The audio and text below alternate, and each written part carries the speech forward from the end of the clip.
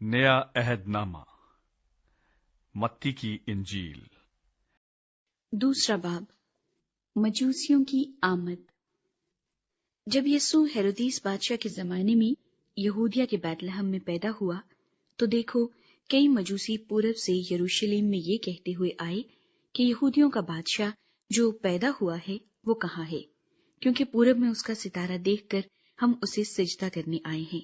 ये सुनकर हेरोदीस बादशाह और उसके साथ यरूशलेम के सब लोग घबरा गए, और उसने कौम के सब सरदार काहिनों और फकीहों को जमा करके उनसे पूछा कि मसीह की पैदाइश कहाँ होनी चाहिए। उन्होंने उससे कहा, यहूदिया के बैतलहम में, क्योंकि नबी की मार्फत यूं लिखा गया है कि ऐ बैतलहम यहूदा के इलाके, तू यहूदा के हाकिमों में हरगिज सबसे छोटा नहीं, क्योंकि तुझ में से एक सरदार निकलेगा जो मेरी उम्मत इसराइल की गल्लाबानी करेगा।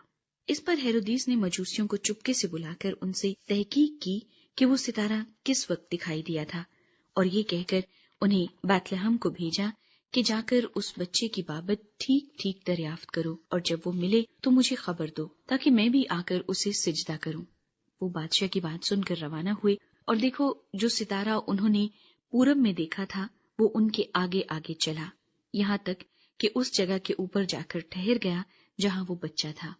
वो सितारे को देखकर निहायत खुश हुए, और उस घर में पहुंचकर बच्चे को उसकी मां मरियम के पास देखा और उसके आगे गिरकर सिजदा किया, और अपने डिब्बे खोलकर सोना और लुबान और मुर उसको नजर किया, और हेरोदीस के पास फिर न जाने की हिदायत ख्वाब में पाकर दूसरी राह से अपने मुल्क को रवाना हुए।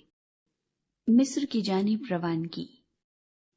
जब वो रवाना हो गए तो देखो खुदावंद के फरिश्ते ने यूसुफ को ख्वाब में दिखाई देकर कहा, उठ, बच्चे और उसकी मां को साथ लेकर मिस्र को भाग जा, और जब तक कि मैं तुझसे न कहूं वहीं रहना, क्योंकि हेरोदीस इस बच्चे को तलाश करने को है ताकि इसे हलाक करे। बस वो उठा और रात के वक्त बच्चे और उसकी मां को साथ लेकर मिस्र को रवाना हो गया, और हेरोदीस के मरने तक वहीं रहा, ताकि जो खुदावंद ने नबी की मार्फत कहा था वो पूरा हो कि मिस्र में से मैंने अपने बेटे को बुलाया। बच्चों का कत्ल। जब हेरोदीस ने देखा कि मजूसियों ने मेरे साथ हंसी की तो निहायत गुस्से हुआ, और आदमी भेजकर बैतलहम और उसकी सब सरहदों के अंदर के उन सब लड़कों को कत्ल करवा दिया जो 2-2 बरस के या इससे छोटे थे, उस वक्त के हिसाब से जो उसने मजूसियों से तहकीक की थी।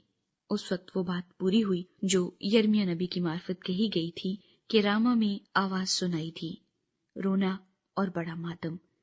राखिल अपने बच्चों को रो रही है और तसल्ली कबूल नहीं करती, इसलिए कि वो नहीं है। मिस्र से वापसी। जब हेरोदिस मर गया तो देखो खुदावंद के फरिश्ते ने मिस्र में यूसुफ को ख्वाब में दिखाई देकर कहा कि उठ, इस बच्चे और इसकी मां को लेकर इसराइल के मुल्क में चला जा, क्योंकि जो बच्चे की जान के ख्वाहां थे वो मर गए। बस वो उठा और बच्चे और उसकी मां को साथ लेकर इसराइल के मुल्क में आ गया।